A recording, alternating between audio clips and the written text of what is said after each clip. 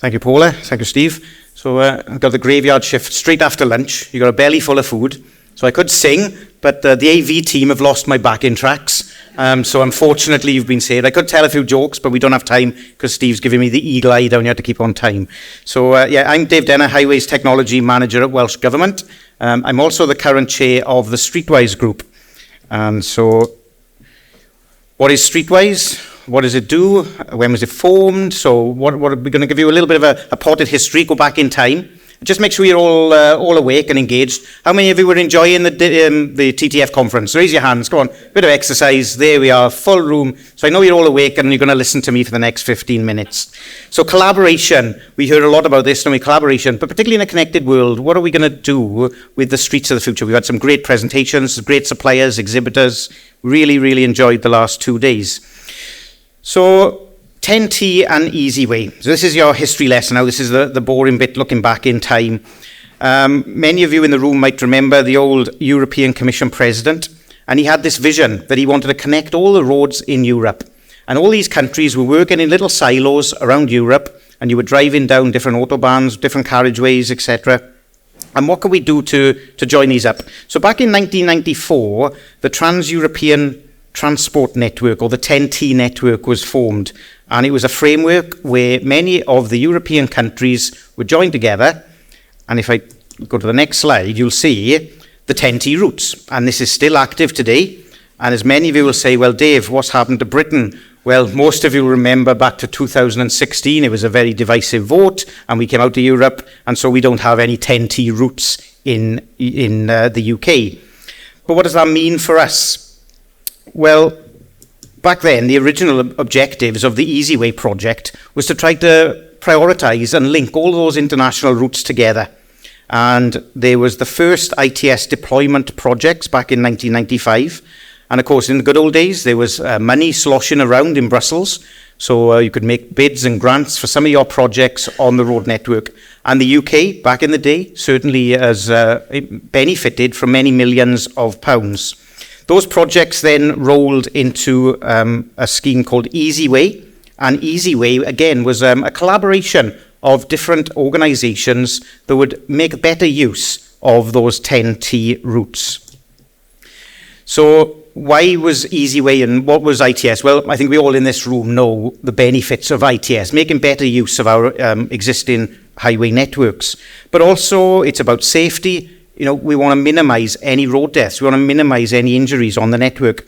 We want to use them efficiently. We want to also reduce any environmental problems. You know, we've talked very often about net zero. What does that mean? You know, there's so much going on in our field of work. But again, there was very fragmented, different countries doing different things. So the Easy Way project was a platform to try and pull all this together, again, based on those main key routes, so that you could jump in your car and I could leave Pontypridd in South Wales, and if I wanted to drive to the south of France, down to Sicily, wherever I wanted to go in my car, I would be able to have the same information and the benefit from the traveller information systems. And these are really important. So the EU had this sort of vision of connecting the 10T routes, making good use of the ITS technology, collaboration, sharing best practice. And then, again, events such as this have been held all around Europe, where member states, different road operators, network operators get together and share best practice, user studies, case studies. All of these are really good. You know, we saw just before lunch, you know, what's Portsmouth doing? And maybe you may leave here and you think, oh, that would be useful in my area. And you take these little nuggets back with you, don't you? And it's really beneficial that we can think, and they're not always big multi-million pound projects. It might be a little widget that we put out on the side of the road for a few £100. But if it solves a problem, isn't that good? That's good use of technology. So then, moving through time, there was a project, and many of you may have heard of the Arc Atlantique Corridor. Now, this is where 7 of the EU states joined together, including the United Kingdom, you can see on the list there, and of course, Ireland. And back in 2013, at the start of the Arc Atlantique project, it was again about collaboration, establishing those relationships, working together so that we could have a seamless travel. Seamless travel, I'll come back to that a bit later on. When we think about the ITS services as well, it really helped the EU to meet its objective, to move in all that transport, the freight, the holiday makers. All of these people need movement around on the road network. So in 2017, there was the next project, the Arc Atlantique 3 project. And again, that ran for a number of years, and it was all about upgrading and systems that could be put out on these 10T networks of those particular countries. But very often they were themes, and some of the themes around the latest projects were around traffic management and traffic information systems. I think of the updating of websites, it was still very much in its infancy. How do we share some of this data, open data? What do people need to know? Government departments sometimes have been very closed on sharing some of the data. So it's about opening up that information, working with partners, working with vehicle manufacturers, working with third-party suppliers. We talk about floating car data, pulling all this together and making, again, better use of our road networks. So the Arc Atlantique project has delivered many projects, and again, many of you, there's something like 95% of all drivers in the UK at one point or another during the year will use the strategic road network. So it affects everybody, the strategic road network. But based on that is how do we then make sure that we're making good use of it? And sharing that information with everybody is so important. So these 10T routes, which came through the UK and Welsh Government, we've benefited from millions of pounds from Europe historically for some of our projects. But as we touched upon it, the EU voted in 2000, or Britain voted to leave the EU, I should say, in 2016. Not the EU voted to get rid of us, as a slip. And that, of course, as typical, many of these things, it didn't happen overnight. It dragged on and on and on. And then there was the D-Day, 31st of January 2020. But as many of you will know, we woke up the next morning, there was no real change to many of you. We just carried on doing the things. And even though it's been a few years now, and we slowly get into grips with how it's happening, I talk to many people, and we've all endured the hours of waiting at the queue for the passports now to get through, seamless travel, all that, very difficult. But of course, it wasn't an easy transition, but we got to live with it. That's the vote, that's what the people wanted. So as the Streetwise group of people, so the national operators, it was, well, we don't really fit in Europe, and we also now, where are we going to fit within the UK? So I mentioned seamless travel as an acronym that's been kicking around for a long time. I won't say who came up with it originally, but there it is. We love an acronym, don't we? Seamless travel environment for efficient transport in the Western Isles of Europe. So it's a real mouthful, and I apologise in advance to my colleague who's have to sign that. So not only is it a mouthful, she's also translating Welsh as well. So we can see, can't we, that the Streetwise group, but it's a good acronym and it really fits how we all work together. So we had a thinking of national road operators, what are we going to do? And you can see on the slide there, it consists of Welsh Government, we've got Transport Scotland, we've got DFT, we've got Infrastructure Northern Ireland, TfL, National Highways and Transport Infrastructure Ireland. So a real dysfunctional family, but we all get on really, really well. So on the back of coming out of Europe, we needed to have something that would be a document that we could confirm what we were all working together. So we had a few meetings together, a few beverages were enjoyed whilst we agreed that we needed to have a resolution. Because what happens if Wales wanted to put some signs up in a different format to Scotland and then Ireland, and then you jumped in your car and you couldn't work out what was going to happen? So we've got this common framework agreement, and if we have to escalate any problems, there's a dispute resolution procedure in there as well. But we thought that's great, we've done that. But then again, where do we live? So we know about the UK Roads Leadership Group, and they do a great piece of work for all the local authorities in the room, the codes of practice, well-managed highways, the risk-based approach to inspections. All of these things are happening all the time. And we also knew about the TTF. And so we had some discussions with Darren at TTF, and he said, well, Innovate UK also put some funding into the TTF, and Innovate UK is a UK, as we know, the DFT is mainly English focused, but with Innovate UK, it's a nice natural home. So basically, we've been adopted, and we've partnered now with the TTF, and also having the benefit of the LCRIG for a secretariat to help us on our journey. So whilst many of you have got your own problems, whether you're the suppliers, manufacturers, the local authorities in the room, the national road operators have some of the same problems that you have as well, as you can see on the slide. Now, what are some of the things we've done? Well, again, the member states back in the European days, they were the deployment guidelines. They came out in about 2012, but then they have been revamped in 2021, and there's now a reference handbook for harmonised ITS. So just like the manual for safer streets that we've talked about this morning, this is a really useful guide. It's a live document on the European Commission's website, which really highlights how we can make that journey seamless as we are driving around Europe.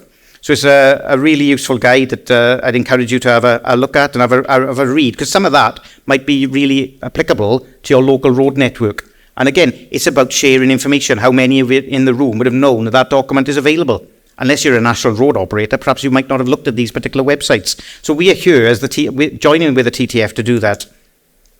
So we got the traveller information services. It's all about, the journey, the pre-planning of the journey, the on-the-trip journey, giving that information out to make informed decisions. We haven't got the budgets to spend hundreds of millions of pounds to replace all those VMS signs all around the network. But yet we've had demonstrations yesterday, the spatula group, the virtual VMS, getting information into the driver's car. All of this is really good, useful information. So it's making use of whatever technology is out there, sharing the best practice. And that's one of the reasons which has really gelled the Streetwise group together. We've talked about CITS, cars of the future, driverless cars, whatever we want to call them. But we're all, that we have an effect on this, isn't it? And people change their cars more often than we can keep up with all the technology roadside. Same as your mobile phone. I bet everybody in the room has got one of the latest phones in their pocket, if not 2 or 3 phones in their pocket.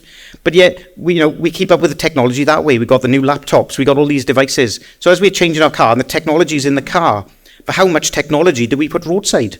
What's expected of us as national road operators? What information do we provide? There's all the mobile phone operators to provide networks. How do we join in with that? So there's so many questions, but we certainly don't have all the answers. But it's by being at events such as this, so we can share information, we can learn from one another as well, and that's really beneficial. And CITS is so important. We've talked, we've had this theme over the 2 days, the digital twin. Data is the new oil, as they say. Now, everybody wants data about you. There's been many presentations. So the national access point, having somewhere, and we as, the national road operators, the Streetwise group, we want to support the NAP so that we can point people to where all this data is held and how they can pull data. And the private sector, if they can monetize something using the free data, then we're all for that. If they can share that data and make it in a way that's really beneficial for people as well. So again, the DFT have put a lot of funding into the NAP and sharing of this information. So this, I think what I'm trying to get at is there is so much information out there. Sometimes we can't always see the wood for the trees. And it's really difficult, isn't it, to signpost. But the beauty of being together, over 200 people together for 2 days talking about ITS, this is the hub of the UK, of what's happening. And we can affect so many people's lives in their journey and from when they're using our networks. So the Streetwise group, we have a few objectives. The theme through we've talked about, traffic safety, traffic flow, reduction of congestion, better environment, the net zero. These are real objectives of what we want. Integration, sharing of data, but also we want to keep an eye on what's happening in Europe. So even though we voted as the UK to leave Europe and we don't have any 10T routes, we still want to know what they're doing, and we can learn from best practice. And so we'll touch on with the links into with Ertico, etc., and other ITS organisations around the world. So it's really, really important. So as a quick sort of overview, there's the future of Streetwise as the national governments, the ITS policies, national policies, strategies, guidelines. Many of us, there's National Highways, Welsh Government, Irish, Scottish, they all get in strategies together, and then that actually rolls out to equipment at the roadside. But maybe it might not be equipment at the roadside. It might be this virtual equipment again. So the theme was about collaboration and Streetwise. Hopefully I've given you a little overview of what Streetwise is, and is going to be. And there we are, there's the Streetwise gang. But what's nice is I'm pleased today to say that we've got a new logo, we've got a new home, we're partnering with Elcrig now. Moving forward, we're going to have a section on the website where we can put some of the information, where we can signpost some of the information that we are learning as national road operators. Suppliers, if you want to get access onto the network, I'll give a quick example. At the Innovation Festival last year, there was a supplier who was here today. They had a new product that they wanted to get out onto the road network. They met with me. We said, let's give you the M4 in South Wales as a trial. We can give you that equipment And a few weeks later, we had their equipment actually out on the network, and it's working great, and the trial is proving really successful. So there's an advantage of suppliers working with us. Now, some may complain about other road operators that they can't get the access to the network. But by speaking through the Streetwise group, we can facilitate some of this around the UK. And that gives you an opportunity to trial the latest equipment, and then we can see what benefits we can have. But it is a collaborative world. You can see the slide there, and Streetwise, we're just that little group here, and many of the Streetwise members have benefited and been here for the last 2 days as well. But in a bigger world, when we think about collaboration, and it's a really busy slide, but you can see, can't you, how many sectors of the industry, and we affect many people in different ways, whether we're national governments, whether we're local authorities. The hub of all this is the UK Roads Leadership Group, because with the standards, etc., and the guidance and the boards that they have set up, and then again, the national administrations all working together. But TTF, LCRIG, the organisations that you see, we all feed into this professional organisation. So it's really beneficial that we can see, and collaboration is the key, because there are less of us. There's the skill shortage, resources shortage, all of these things are happening, pressures on us. So by sharing information will certainly help. So that was the Whistle Stop Tour. That's me, Dave Denner, and thank you very much for listening.